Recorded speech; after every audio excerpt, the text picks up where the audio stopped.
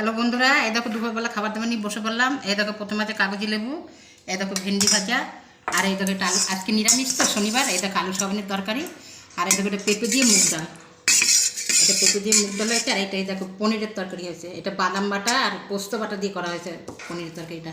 আর এই দেখো এটা নিরামিষ তরকারি, আর এই দইটা তো প্রতিদিন থাকে তোমরা জানো। আর এই দেখো এই একটা নতুন জিনিস করেছি বন্ধুরা, এইটা হচ্ছে পাকা পাকা কচুর ফুল তুলে এটা টক করেছি তেঁতুল দিয়ে। তোমরা ওরকম করে খেয়ে দেখবে, খুব ভালো লাগবে খেতে। কিন্তু এমনি কচুর ফুল খেতে যাও না, এটা কিন্তু শোলা কচুর ফুল। বুনো কচুর ফুল ফুল খেলেই কিন্তু গলা ফুলে যাবে। এই দেখো এরকম পাকা পাকা ফুল তুলে তোমরা রান্না করে খাবে। আজকে এই রেসিপি দুপুরবেলা আমাদের। আমি আগে একটু এই টকটা দিয়েই খাবো, এটা এত সুন্দর দেখতে লাগছে টকটা। টকটা আগে খেতে নেই, তাও আগেই খাবো টকটা,